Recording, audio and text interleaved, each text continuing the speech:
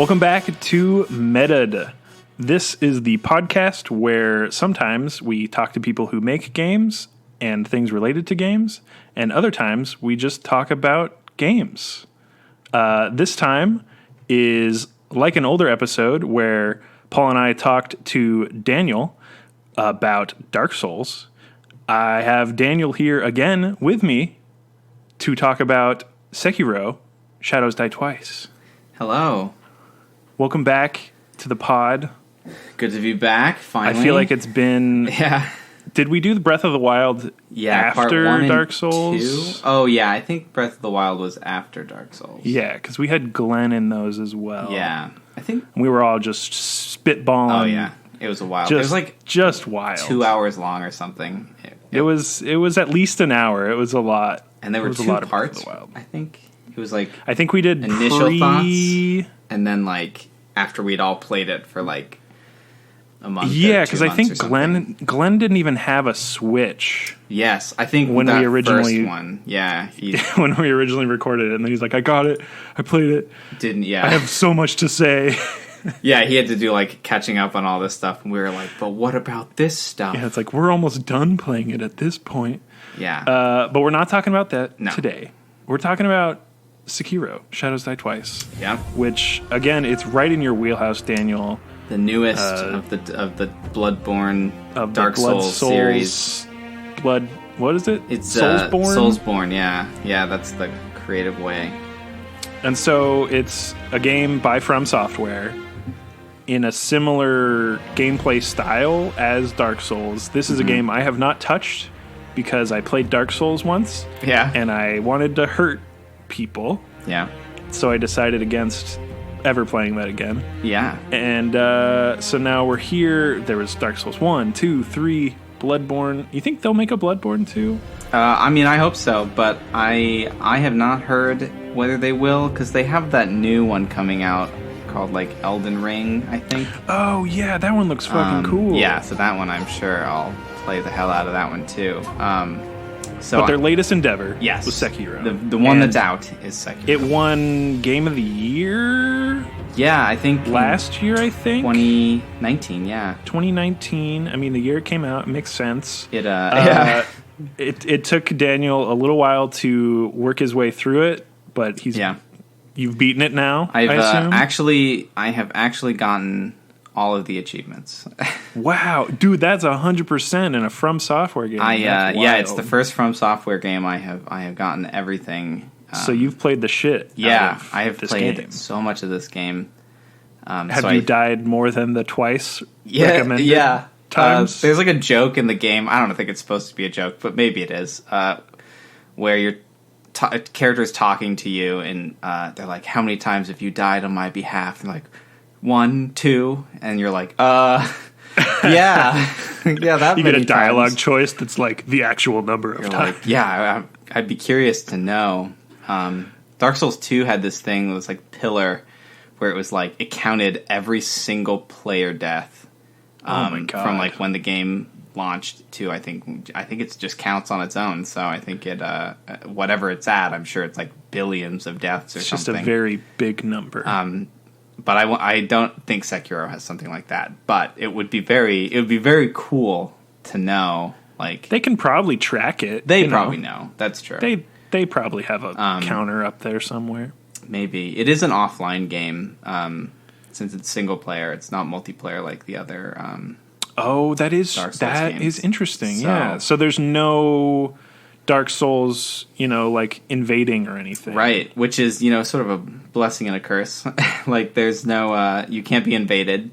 But you also can't get assistance on bosses. Get help with bosses, right? Everything has to be done by yourself, which sort of makes it more rewarding in a sense, but also can be a lot more frustrating. But it's also changed the combat mechanics from what I could tell. It's similar in, sort of like dodge and roll and attack people from behind, but there's also, it looks like the blocking mechanic is way different than Dark Souls games. Is that accurate, or? Yeah, I think so. I think it is all, it's a lot more about blocking and parrying at the right time than it is about dodging. Okay. There are less iframes when you dodge than there are in Dark Souls, but the parrying can actually be fairly forgiving once you kind of start to get a handle on it. So I gotcha. But it is a big shift of when you're playing. Like, I came directly from playing Bloodborne, which is all about dodging because weave, you don't boys. have a shield in that game, so you can't dodge. You can do like parries with the gun, but it's completely different. So right. It's it feels like Bloodborne a lot, and it's sort of the combat is really fast paced, and you're sort of it's better to not sit back too much, but it also you can't like. But unlike Bloodborne, you can block things and like get away with it without without. Do you take damage when you are blocking? Kind of like like it has a soak amount to it, or is it kind of just like a full block? If it's something you can block. I think if it's something you can block, because there are unblockable. Oh, so there's the guy with the fucking bell. It'll just smash. Yeah, the guy with the bell. So. It puts like a kanji on screen that says like danger or death. I don't remember. I gotcha. I also can't read kanji, so I don't know. But it you get the idea though. Yeah, you're like, I'm gonna fucking die. Big red kanji, and you're like, oh no. Got it. And yeah, those are not blockable moves, and you have to either, depending on what they are, you have to perfectly parry them, or you have to dodge them. So is it similar to Dark Souls in that they'll throw a bunch of shit at you and you just learn by failing a lot and trying to block stuff that you don't know if you can block or not, or parrying? Yeah, yes and no. I think it felt, in a way, it felt like it explained more than Dark Souls did at the very beginning. But at the same time, it also felt like, since it explained everything more, it felt a little less forgiving in that regard. I see. Gives you the challenge like right up front, because it's like you're a shinobi fucking samurai badass. You should be able to handle anything we throw at you. Right.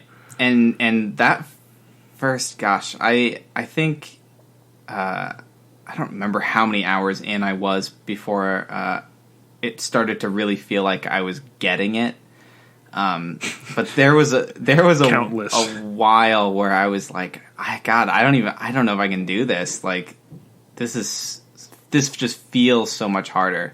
Yeah. Now I don't actually think it is harder. I think it's just different. It's just. Yeah. Well, there was that whole backlash when it came out with, I don't know, like Steam returns or something like that, where a bunch of people were like, this isn't the game I was hoping it was.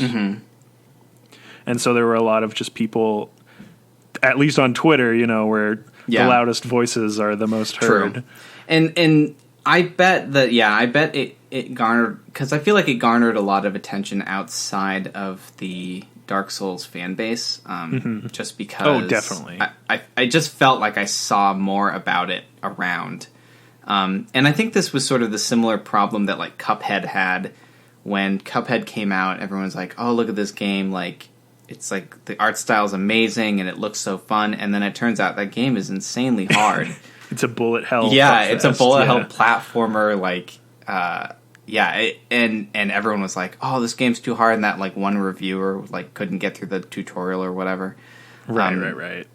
And I bet that this game probably had a similar response. Some people just got to get good, Right, it's exactly. the common trope. Exactly. Yeah, that's sort of the thing, is like, if you're willing to put in the time to get good at this game, then it becomes really actually not that hard. I mean, it's punishing in that you can know what to do, and then you make a mistake, and then it just like some enemy just destroys you in like two hits, and you're like, oh, come on. But the ability to revive immediately is interesting, and I actually thought that mechanic helped make it not so brutal. Is it just the once, basically, between like bonfires, is you automatically get that second up? Yeah, so at the beginning of the game, it's so you don't start with it, and then you get it pretty quick. You get it pretty quickly, though. I think you have to like die. I think the first time you die, and then it's like, oh, by the way, resurrect yourself. By the way, you're a shadow. And you're like, oh, okay. Twice. So then you like resurrect yourself, and then later on, it explains to you like, oh, well, if you've used your resurrect, and either you can get back to a bonfire or a shrine, as they call it in this one, and you can recharge it, or if you get enough kills, then you can recharge it without having to rest. If you're just going ham on people. Yeah, so what you've described so far is reinforcing this thought where, having seen a couple speedruns and other people just kind of casually playing the game, is that it reinforces like an aggressive play style in terms of constantly, like you're never wanting to slow down or stop the momentum, even though it's not like about comboing kill like attacks or anything. It's just about continually building up just like player strength. Technically is like the more you play, the more enemies you kill, the better and faster you are getting, even though your character doesn't actually upgrade until you get requisite items and visit shrines and stuff. Yeah, and especially since eventually you unlock abilities, sort of latent abilities, passive abilities that whenever you do the name of it is just escaping me. I keep wanting to say visceral kills, but that's Bloodborne, I'm pretty sure. But anytime cool, you do like a finisher, one. then it you like heal off of finisher kills. Okay.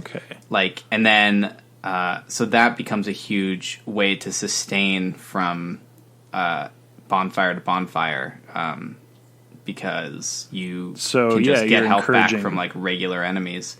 That's cool. As well as like bosses will require, and mini bosses will require more than one lethal blow, I think is what they're called. To build up the and you can get health back kinda from lethal blowing a boss.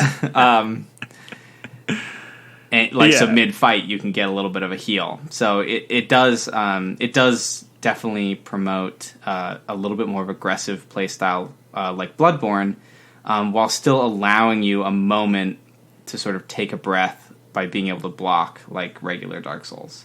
So it's so interesting. Yeah, it's kind of a mix between the two. Mixed tactics. Yeah, which is probably what makes it so much harder to adapt to if you've played both of those, because it's like you're like used to one or the other, not necessarily both. It's so funny because I've been playing through Assassin's Creed Odyssey, and it has basically 3 tiers of upgrades where there's like bow hunting skills, warrior skills for like hand to hand, and then like assassination skills for like sneaking around being a badass.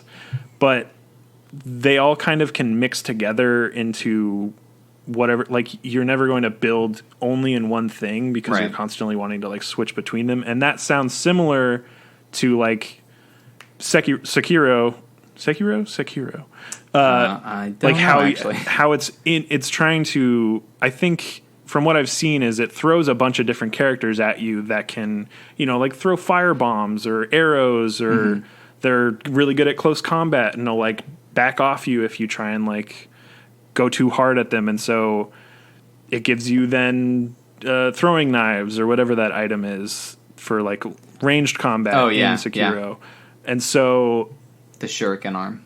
Yeah. So does it, from what I can tell, is it's reinforcing this in you. Is it easy to get those items that make it easier to change your play style kind of rapidly, where you're like, I got a shuriken, shoot, and then like, oh no, there's a guy close up on me, parry, and you can kind of just build up this like epic battle if like people are like running at you, basically? Yes, actually, you could do that. And I guess, yeah, eventually it sort of does become that, or you become able to handle the amount of enemies the game can have in one area. It doesn't always have a group of enemies, but occasionally you'll come to like an open field or some courtyard. There's some like war, goings on, war going on, yeah. And then you'll be like, oh, here's like a mini boss, and then like a bunch of enemies surrounding him. And the shinobi tools, which are what can be switched out on your shinobi, your arm, you could beat the whole game really without using any of them if you really wanted to. Right. But they definitely do allow sort of a more free flow to combat. You can use, like, the shuriken that you talked about can be used to like interrupt enemies in the middle of an action. So like if some guy with a gun is standing in the back, you can hit him with a shuriken and it will stun him out of firing. Or like certain bosses can be stunned out of animations with the shuriken, as well as like entire damage types can be like negated by certain items in shinobi tools. So is that how you were playing? Were you kind of trying to use those shinobi skills and tools to your advantage, or did you find out a different method? The first playthrough, I definitely did not use the shinobi tools as much as I should have. It wasn't until, and I think I just remember thinking in my like second playthrough, and probably even my third, where it was like, where I was like, wow, I just completely wasted so much potential of what these can do. Like, right. The shuriken are really good for sort of like lighter enemies, because certain lighter enemies can be killed in like 1 to 2 shuriken hits, and it's like a good way to sort of just thin them out. Yeah, so that you can focus on enemies with like shields or spears, or phantom type enemies do like fear damage. Spooky. So there's which is similar to Dark Souls in that there's like status bar buildups. Right, like so it's like curses. Yeah, and shit. Fear is a lot like curse, where like if the bar fills up, you die. But it doesn't matter how much health you have; it will just kill you. Or actually, no, I think fear does like chunk health damage. It'll just chunk the shit out of your I actually can't remember off the top of my head right now. I think, because I know curse just kills you outright in Dark Souls, and then when you come back, you have like, I think 50% of your maximum health. It's awful, but oh boy, it doesn't do that in Sekiro. I think it just kills you, and then you come back, but it doesn't affect your like max health or anything. But there's like shinobi tools like the umbrella. It's like just a giant metal umbrella, and the spirit version of it just completely blocks all spirit attacks. Dude, so it just like, I just remember thinking in my second and third playthrough, like, these bosses are like nothing with this item. I gotcha. And I was just making it so much harder on myself by not using it. I don't know if it was sort of like the Dark Souls player in me, where it's like, all I need is a sword and a shield, and I'll just use a. Of course, I'll just walk through everything, because that is kind of how you can play Dark Souls. Like, items in Dark Souls are very situational. Yeah. The shinobi tools are pretty universal. Though. They can be very situational, but they do have many situations that they can be used in. Are they obtained the same way as in Dark Souls, where you just kind of like find them or buy them somewhere? Or? They are obtained through, I believe, most of them are obtained through just sort of progressing through the story. Okay. And then some of them again, you the have game to is like, find. you should use these. Exactly. And since you can miss some of them, they're not required to. And even the ones you can't miss are not required. You can just, right. force your way through the whole game with just the sword and parrying. I mean, it's probably the best way to learn how to parry, by just forcing yourself to do it. Yeah, makes sense. But it's so frustrating and difficult. for that first time through. But they aren't like, they have like consumable, there's like a consumable item that sort of limits your usage of shinobi tools, but they aren't consumable items themselves, like in Dark Souls. Gotcha. So it's a little different. It's like, it's like you have to take an Estus flask to be able to use more. Kind of like tools. that, yeah. In Dark Souls 3 had like Ashen Flask, I believe, which was like the mana bar, and it is kind of like that. Yeah. Where you're like you're a big super buff magic boy now. Yeah, it's a lot like Bloodborne's guns, where you had to use you have to get like Quicksilver bullets and stuff. Yeah. Okay, it's very similar to that. But so it is in the vein of a From Software game to be like, we're going to give you this thing that generally makes the game easier. It is a facet of the game that we want you to enjoy and play with, but we're also not going to give you infinite of it, right? Because we're From Software and we can't do that. We can't do anything nice. Yeah, except they're very nice and they made you this whole game. That's true, and we should all be grateful for it. But yeah, I mean, to go kind of off of the gameplay for a little bit, even just visually, stylistically, this game, watching people play it is such a like fascinating experience because of how beautiful it is and how mystical and like foggy and visceral, like different things within the game look, like the big pond with the monkey and the battlefields with like the blood-stained walls and shit like that. Just the fact that this game can switch between those two, like, you know, beautiful cherry blossom cliffs, and then there's like a snake. Yeah, exactly. But like the fact that it's giving you these very different environments to kind of soak in, but also die in, is to me very, very indicative of a From Software game where they give you something to look at, for sure. Even if you're drastically dying in it most of the time. And I think it kind of makes it. It's probably one of the few From Software games that I've ever heard someone watching me play it like remark on how kind of nice it is to like watch.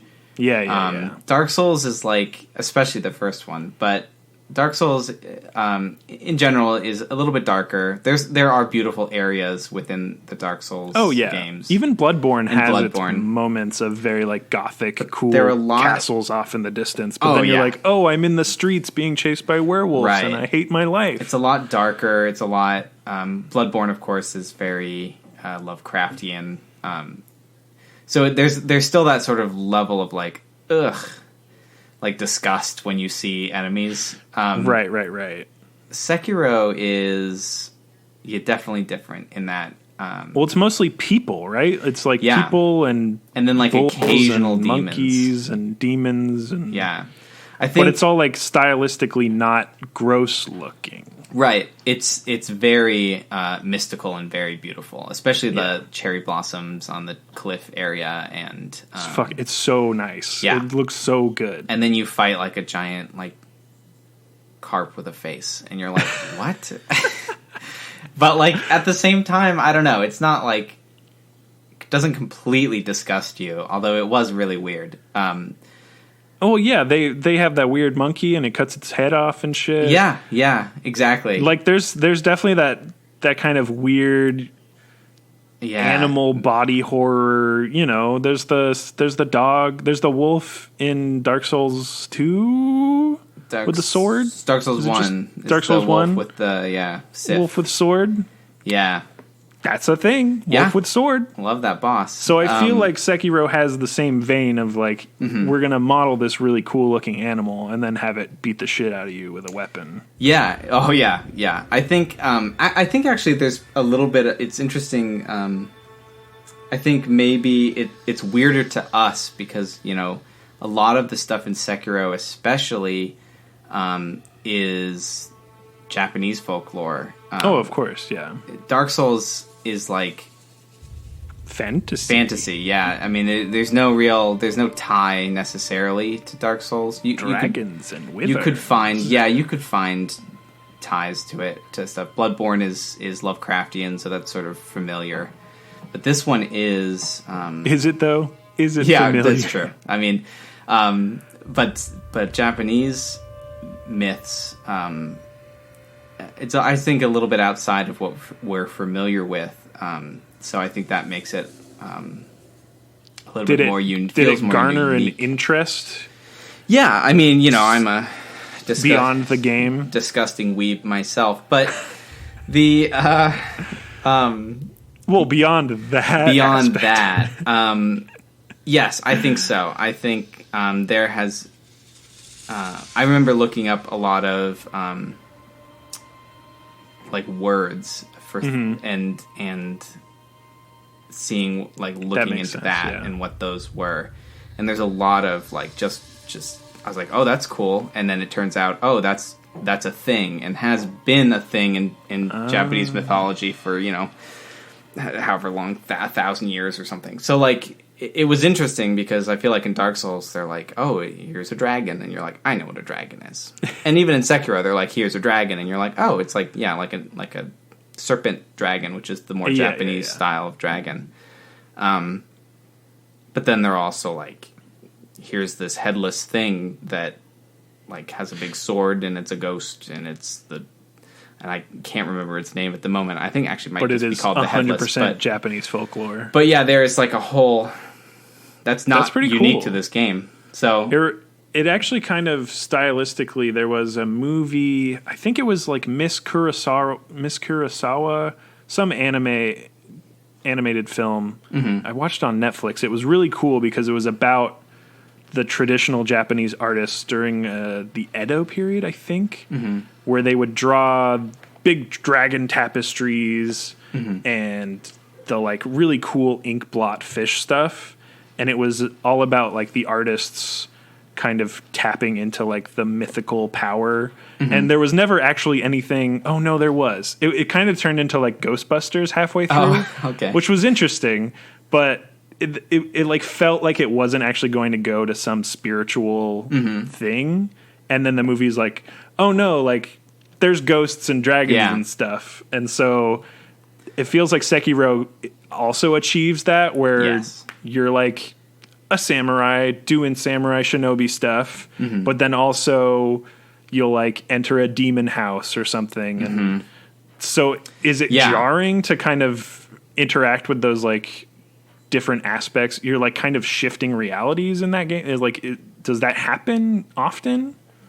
I think it's pretty well blended. I don't think it ever feels like a drastic shift, except I guess maybe towards the end it picks up a little bit, because you do sort of like travel to a distant sort of mythical shinobi house. Yeah, with like the monkeys and then like the dragon on the mountain, and there's a bit of that, but the beginning feels very like grounded, except for the whole resurrection thing. But even then, it's sort of it works. Like you're like, oh, it's a game mechanic, whatever. And obviously, its explanation in the world is a little bit more mystical, but it doesn't feel too wild. Yeah, I gotcha. It all feels very grounded. So then when it kind of mixes in stuff early on, it sort of prepares you a little bit better for the stuff later. That's cool. Which I think is probably one of my favorite parts, is that it really eases you into like the crazier, just like batshit crazy shit. Yeah, more mystical stuff later on. That's fun. Like giant monkeys cutting their heads off and keeping on fighting. Like, yeah, of course. Yeah, it's such a Miyazaki thing to do, you know. Oh yeah.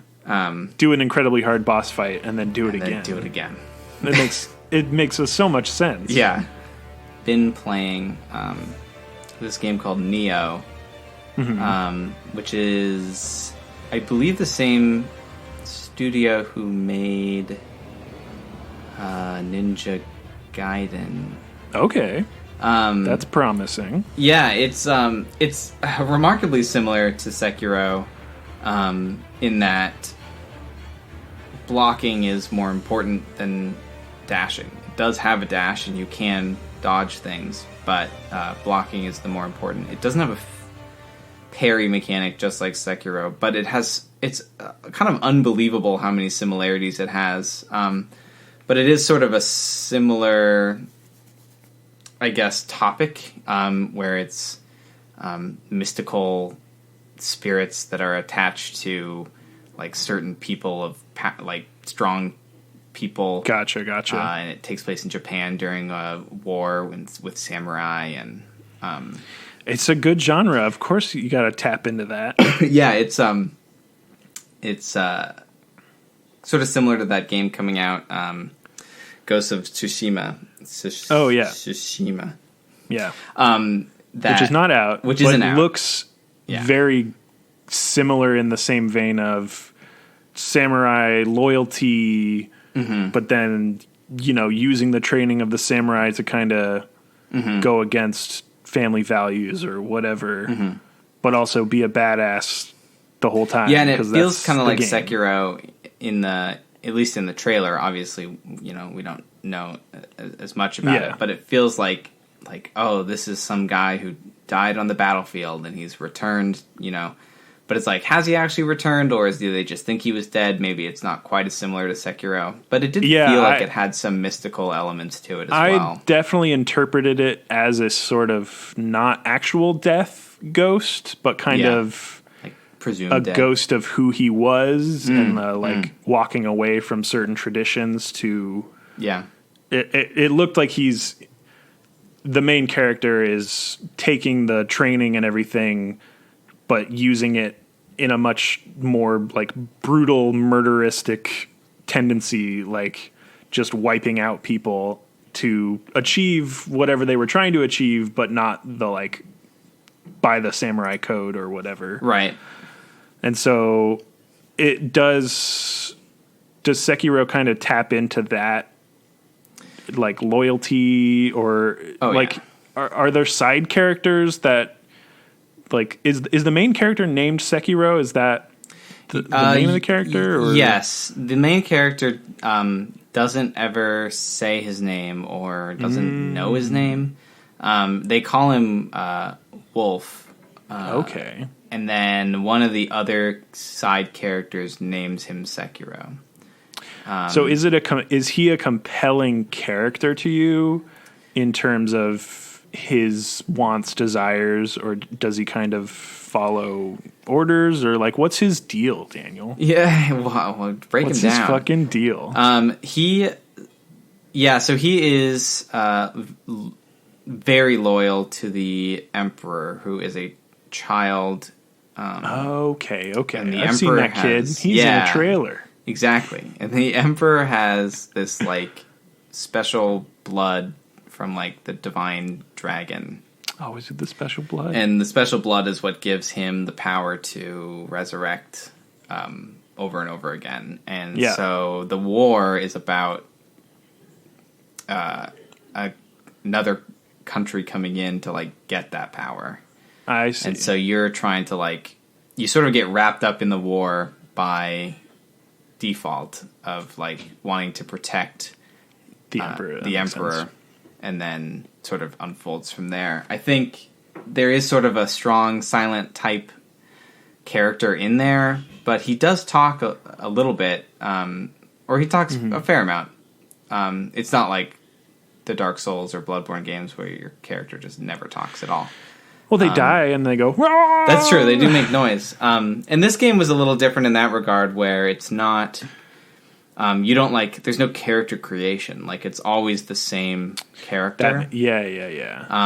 And it's always the same weapon, and it's always the same, like, tools, and it's all, so there's a little less freedom in that regard in this game. And I think that was probably my least favorite part about it, was that it was like, oh, well, when I replay this game, like, it's the same game. Right, you'll have the same upgrades. Yeah. You're playing the same character. Yeah, and the same combat styles. And, you know, I can try out other Shinobi tools to get, maybe try different fight styles in that way, but more or less it's pretty much the same thing. Unlike, you know, Dark Souls where you can... Fuck around. And you can replay that game as, like... Might fuck around, be an onion head. Yeah, big swords, heavy armor, or, like, you know, no armor, runs, you know, magic only. You know, there's a lot more... It feels like there's a lot more to do in subsequent playthroughs. And this game sort of... once I got all of the achievements, because I was just like, I wonder if I can do it. And once I got all of them, it was like... You're like, oh, I'm done. I was like, yeah, I don't really know what to do. So I haven't played it in like probably a month or so now, but I did just hear from a friend of mine that there is a mod for it that is like randomizes items and randomizes the skill tree. Oh, shit. And I was like, oh, maybe I'll try that out. For a little different build style. But obviously that's not a feature of the game, so it's just sort of an extra thing. Yeah. Still cool. Yeah, still cool. And it's coming out, or it is for PC, maybe. I don't know. Yeah, it's out for PC. Yeah. Yeah. It came out, I think a little bit later. It came out on, like, console. It's still cool first. that there's been a lot of cool PlayStation games that are like, oh, yeah, we're on the PC now. Yeah, and you're just that's like, been so nice. You're like, where'd that come from? I want it. I know. Thank you. It's so... It feels like it wasn't that long ago where we all had to just be like, well, I guess we have to still buy consoles because stuff doesn't come out on PC. I know. And the PlayStation's been having some killer freaking only PlayStation games. I know. That's why I have a PlayStation, not an Xbox One. You're a smart man. Smarter than me. Because now Halo, except Halo 5? Is that the most recent one? Yeah, that one is on Xbox One only. But all the other Halos are on PC, I know. PC now. So they're coming out. That is one of the most wild things to me. And that we live in an age that you're like, oh, you want to play Halo? Like all of them? They're on Steam, here motherfucker. Yeah. Like, all right, remember Halo 1? Here you go. Yeah. Oh, it's so wild. Yeah. Speaking of other medias, did like an anime where you can choose to generally listen to it in the Japanese original voice recording or an English dub of the Japanese. What did you play Sekiro on? The first playthrough, I played it in Japanese and read all the dialogue, and and that was it was actually really not too bad. I mean, because the dialogue it doesn't. Although sometimes you might miss some things. It's usually like, "I'll kill you." Yeah, like for the most part, like enemy dialogue doesn't matter, and then in like cutscenes, it's like, you know, not a big deal because the game actually does like, you know, pause during cutscenes, unlike different. Dark Souls. Yeah, but I played my second playthrough. I played in English, and there were like aspects of the story that I was like, wait a minute, I didn't realize that's what was happening. For some reason, like I just missed lines, or I see. Reading is just a little bit less efficient, I think. They translated them possibly different in the maybe English. That's it too. The translation's slightly different, but I think happens. Playing both, I think.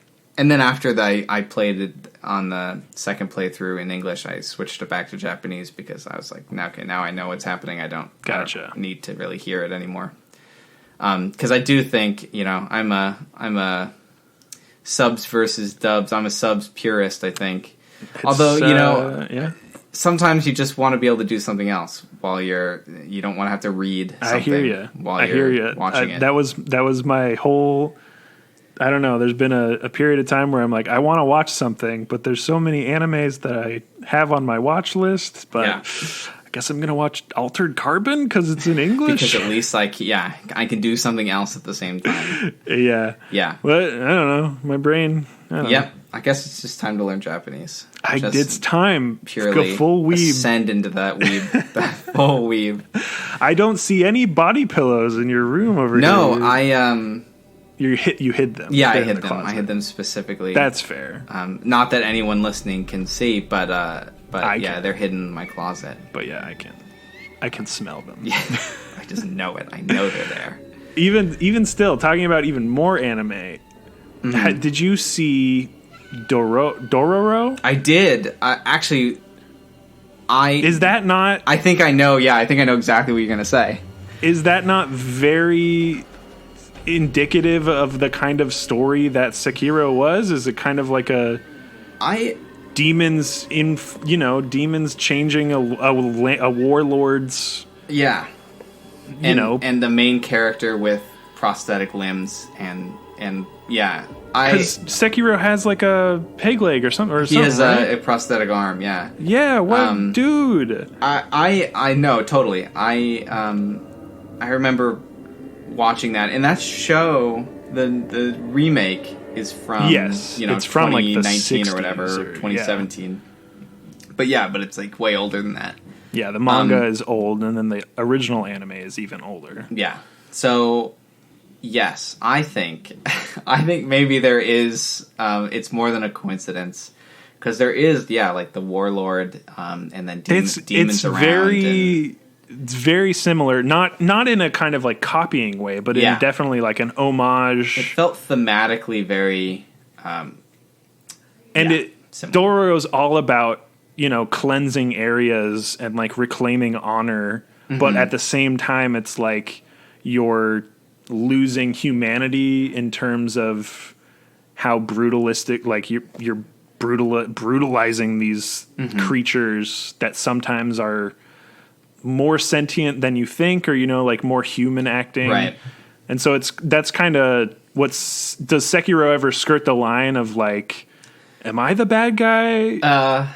Or is it always kind of like you feel like glory in terms of like the path of light that you walk or something? I think the problem, I'd say not a problem, but the difference would be that since Sekiro, you have to work to get through the story. You just feel so. I think it's just so much pleasure from overcoming the obstacle that is, even though it's all game. murder. Yeah, that you sort of kind of get over the fact that you just brutally murder this boss or all of these people over and over and over again. And I don't think it necessarily goes into the like, oh, you're the bad guy. Sekiro does have multiple endings, and I guess one of the endings you could maybe say that it kind of demon kind of goes into that, but it's pretty. I wouldn't say it goes into it quite as much as Dororo does, but it's there. But and it's there. The fact that there's a prosthetic arm at all is very very cool, and like a wandering like samurai guy shinobi character, and then like a guy who like goes around giving prosthetics to like people. I mean, Sekiro has that too. Has like this sort of older shinobi who's like lost his arm, and he has that arm was originally his, and then like he finds you, and then like he gives you that arm, and then you become like you sort of like take his place. And You're sort the of hookshot boy now. Yeah, so it kind of feels like Dororo in that regard, with the wandering guy giving prosthetics to people to sort of redeem his past. Yep. Definitely recommend Dororo if whoever hasn't seen it. I watched it on Amazon. I think that's what it's on. That is, I think, what it is only on currently. Yeah, it is. Which is a sad thing. I know. But if it gets out on Blu-ray or something, I definitely recommend it. It's like 24 episodes or something. It's real good. It's well worth it. Yeah, if you like Sekiro, you'll like that anime for sure. And if you like that anime, maybe you'll like Sekiro. Yeah. I anything that kind of has that cool Akira Kurosawa, which is like a director of samurai films and just like legit mythical, like. But that's the thing is Dororo does a really good job of balancing the good and the bad of samurais, where you're like, sometimes yes they're like helping villages and like farmland and whatever. But then other times they're just literally starting wars so that they can acquire more land. Right. And it's like not, and that's like the historical value of that. And so to get that kind of in a cool mythical package is very engaging, I think, not only for Western audiences like us, but I feel like it's just like, it's just a damn good anime. Yeah. And Sekiro really is more just like, look at all these bad samurai I have to murder now. Yeah, so I think if you want more of the, you know, it's a show, so it's not a game you're actively invested in. So it has the ability to be a more well-written and fleshed out story anyways. Correct, yeah. Just in terms of you not making the choice of murdering everyone extremely quickly and just like running through and fuck monkeys and you're like I just got to hate this monkey. Yeah, so definitely recommend that show. It's really good. And I like that show and seeing Sekiro come out and this kind of resurgence of, not even resurgence, like it's been baseline throughout the thing, but Sekiro being as big as it was. Winning Game of the Year and winning Game of the Year, being at this out in the open of like a From Software game, huge developer, influenced, of course, their Japanese developer, like this is their history. It makes me want to go out and read more into the periods that this was going on. Oh yeah, for sure. Not only just the historical parts, but like again, the mythical parts and all the folklore and tales that build into it are just so compelling. And when they're not in an anime form and it's like very easily consumable, then it's like you just got to go to a book. And sometimes there's really good books out there. I'm still on the hunt. Yeah, but it's definitely like, I think this is so interesting. For so many reasons. I think it's really refreshing to have something new, I guess, or maybe not new, but a little bit more unique in that. I think, you know, if you think about like shows and games in general, books, there's a lot of like sort of European mythology, which is also fascinating. Oh, of course, But we've heard a lot about like, you know, King Arthur style fantasy of like dragons and you know, knights and wizards, stuff like that, wizards, which is all fascinating, right? But it's really, really interesting to find like a game that, or a show or a book that explores something a little bit more unfamiliar, but still just as fascinating and like mythological, and you know, as old if not older, you know, in terms of storytelling. So I think that's definitely something that this game offers, is a more unique mythology to like a mainstream audience. That's pretty fucking cool. I hope a lot of people take out of it greater interest. Oh yeah, I hope so too. In Japanese folklore and stuff, because even it just existing, I'm like, give me more. Like, Dororo, fuck me up with this stuff. I think Neo, like I mentioned earlier, I think Neo is a good sort of jumping off point. It has a sort of a similar difficulty. It's the Dark Souls of Ninja Gaiden. Although Ninja Gaiden is already already harder than Dark Souls. So I think it's sort of, maybe that's why I think it's so similar in that the difficulty is what makes it Dark Souls. But I think it's really it's the mechanics as well as the mythology in Neo is so similar to Sekiro.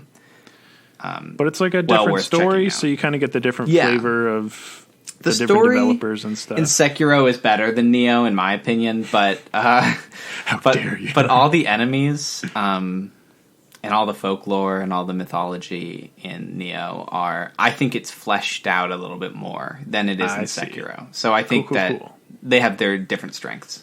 Also, I fucking just forgot about Demon Slayer. Apparently. Oh yeah. Well, like that definitely exists and is in 100% the same vein. That one is remarkably similar. Yeah, I think And even newer. Did that come out after Sekiro? That was like late 2019. If it wasn't concurrent, it was after. Yeah, it could just be a coincidence, I suppose. But hot damn, is that not one of the most visually pleasing shows? Oh yeah, yeah. And I think at least 2019, if not a couple years back too.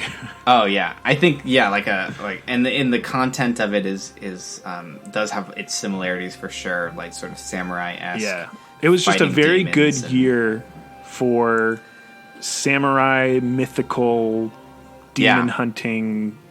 Just badasses. I definitely look forward to more in that genre. I know that. Oh, we're getting more. FromSoft's new one is not going to be. No, it's Lord of the Rings. Obviously. It's going to look Lord of the Rings, which honestly I'll take it. Lord of the Rings, as much as I just said before, is like I would love more unique. It's like I'll just eat Lord of the Rings fantasy style up. But it's not even Lord of the Rings. It is definitely Miyazaki. Yes, it has that flair to it. What's inspired him and the whole studio, of course, but it's going to be good. Yeah, it's gonna make waves. It'll probably be just as bad, like fucking hard as any other Dark Souls or Sekiro. But let's hope so. I want to be angry. I want to be. Yeah. But the style of that first trailer was like, yeah, give me this. Yeah, so far, I don't really pre-order games very much these days, but FromSoft is definitely a studio that I trust to pre-order games from. If there was a point to pre-ordering games anymore, I would definitely pick a developer that you have a good track record with. Yeah, and I think. And as far as I know, they don't do any sort of like pre-order bonuses. So there's you're eventually going to get the game anyways. Yeah. It doesn't matter. I'll just get it like day 2. But but that's it's. I think they have done a really good job of being like a trustworthy, consistent, but still like unique developer. Oh yeah, they'll make waves. The Sekiro again with the hookshot verticality of Sekiro. Completely changes the way. Like, do you get the hookshot immediately? Yeah. So you immediately are just like, I'm going up on this roof now, and it's like, yeah. And so it's like very fluid. That is 100% changing the pacing of a Dark Souls-esque game. Yeah, elevating it to harder in terms of enemies also being able to do that, or take you out mid hookshot or something like that. But the fact that it's just there in the game as a base mechanic, and utilized whenever is insane. Yeah, and it allows for so much more in terms of combat. Like now it's like, you can now unlock a skill tree for specifically using shinobi tools after grappling, and it's like now you've unlocked the ability to grapple 2 enemies. It's like, so you can grapple to an enemy and then like combo like a big, like an axe swing, or you can combo you're with your sword, or like block midair, or like parry things midair. Like it adds like a whole level of combat that the previous games didn't have. That's so cool. And I think there was a Donkey video, I think, a while ago where he said something about, like, just add a grappling hook to your game, and it's immediately a good game. And I think Sekiro is I did hear perfect example of that. Yeah. It's like, just add a grappling hook to Dark Souls, and it's an amazing game. And it is. Yeah.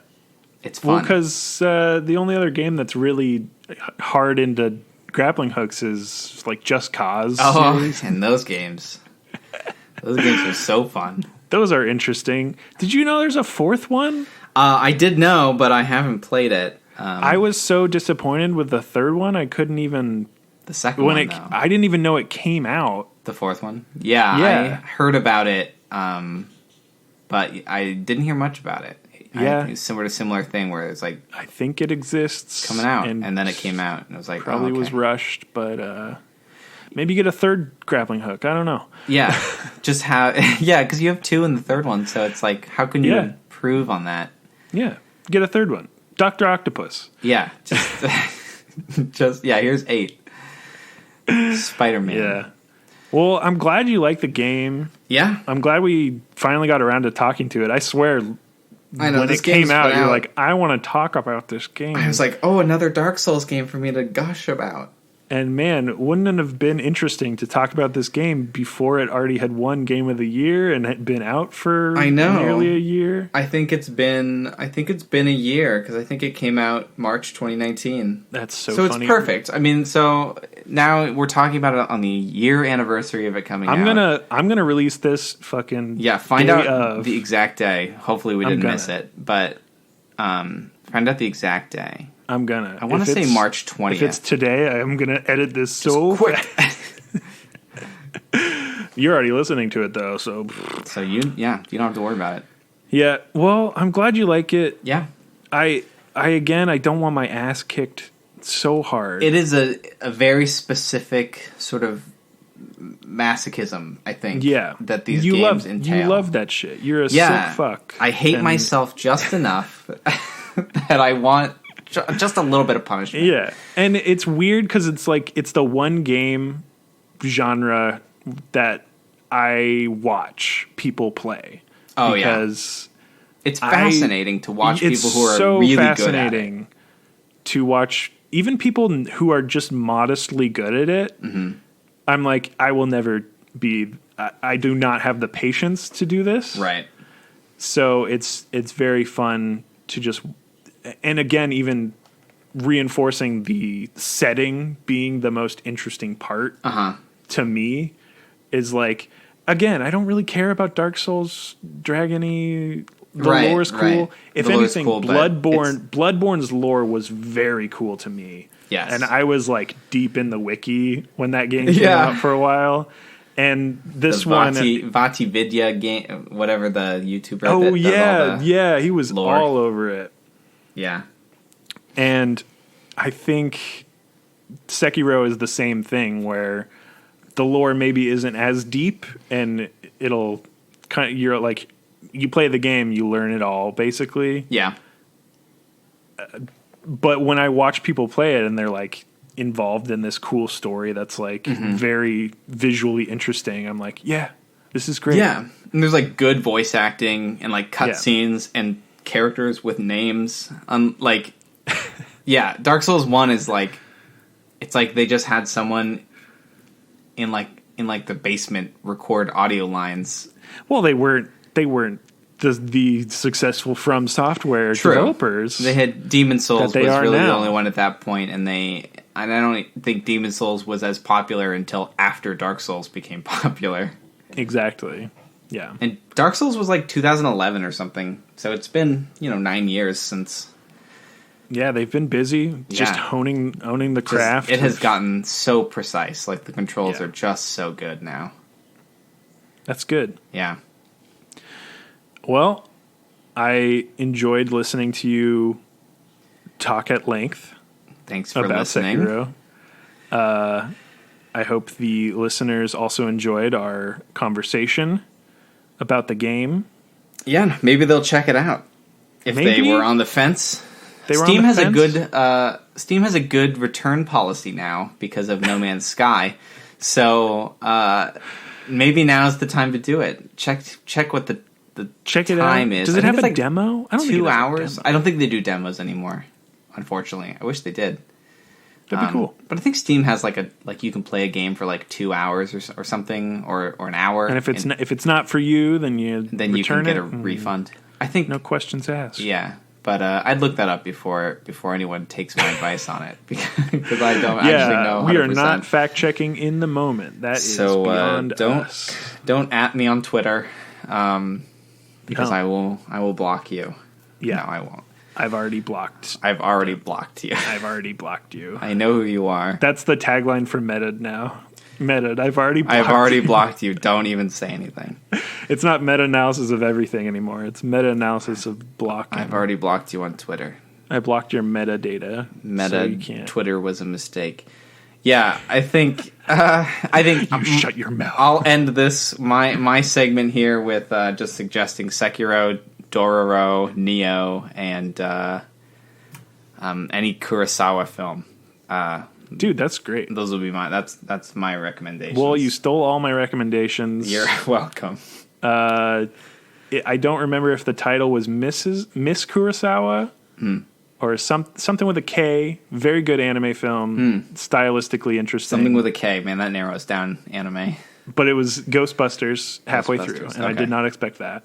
But there's so many options for people out there, and Demon Slayer, Demon Slayer, right? Dude, fuck yeah, yeah. We keep forgetting about Demon Slayer. 2019, the year of demon slaying and Ghosts of Samurai, maybe Ghosts of Tsushima. Maybe Ghosts of Tsushima. It's not out yet, so maybe it'll suck. Yeah, and maybe it'll be even better than all of them. Who knows? Maybe it'll be so kick-ass. It looks really cool. Again, very stylistically in my wheelhouse. Yeah, I'm definitely gonna keep an eye on it.